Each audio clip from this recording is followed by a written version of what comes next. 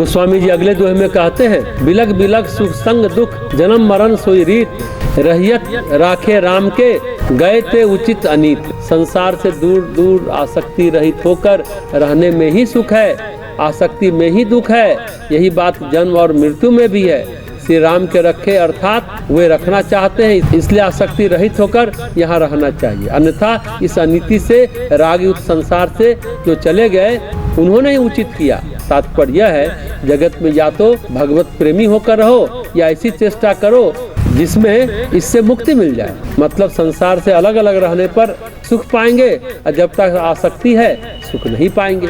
आसक्ति में घनघोर दुख है, इसलिए संसार से दूर दूर रहना चाहिए। शरीर तो संसार में रहेगा, मन में संसार नहीं रहना चाहिए। विदेह रहना चाहिए राजा जनक की तरह। श्री राम रखना चाहते हैं तो राम प्रेम के साथ ही रहना चाहिए, अन्यथा इससे छुटकारा मिल जाए तो ही अच्छा है। वो गीत है ना, जिंदगी की डोर सौंप हाथ दीनानाथ के, महलों में राखे चाहे झोपड़ी में वास दे, धन्यवाद निर्विवाद राम राम कहिए, जाहे विधि राखे राम ताहे विधि रहिए। तो राम जैसे रखना चाहे आसक्ति रहित होकर रहे। अगला प्रकरण है राम प्रेम की सर्वोत्कृष्टता।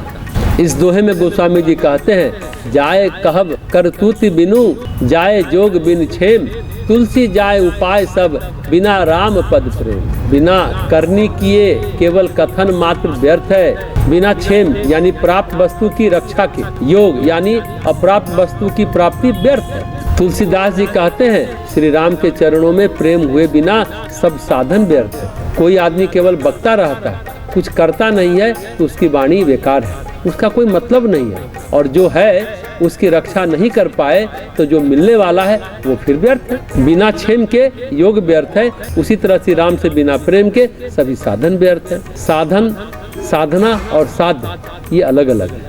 साधन है मंत्र, जप है, माला है। साधना है जब जप पे मन घुलता है, अगर मन न घुला तो कोई साधना नहीं है। 25 माला जप कर लिए, गिनती पूरा कर लिए, फिर क्या यह साधना है? नहीं। जब मन घुलता है उसमें तब साधना होती है। माला भी ना हो, मंत्र भी ना हो, परंतु मन आराध्य में घुल रहा है तो साधन के बिना भी साधना चल रही। साधन से साध्य नहीं मिलता है, साधना से साध्य मिलता है। साध्य मतलब लक्ष्य, अभिष्ट, उपास्य। राम मिलेंगे, शिव मिलेंगे, परंतु हम लोग युगों युगों से क्या कर रहे हैं? साधन इकट्ठा कर रहे हैं। माला लाओ, मूर्ति लगाओ, मठ बनाओ, मंदिर बनाओ, सबको दिखाओ, देखो देखो हमने क्या महान काम किया। पर अगर पूछे साधना कहाँ है तो घूमने गई है, अभी आने वाली होगी। साधन इकट्ठा करने वाले को साधना भी कोई नारी लगती है। आचमन पंचपात सामग्री इकट्ठा कर ली, फूल फल इकट्ठा कर लिए और थक गए और सो गए।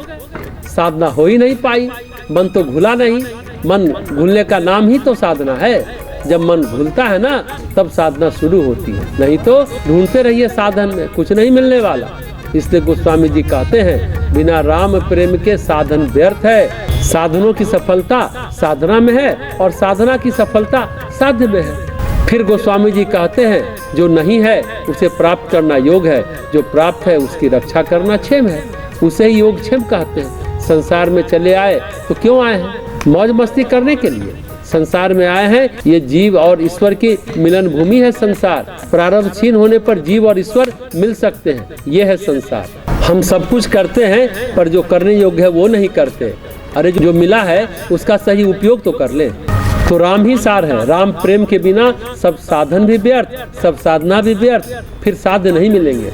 राम में भाव लग जाना ही सार है, नहीं तो सब बेकार है।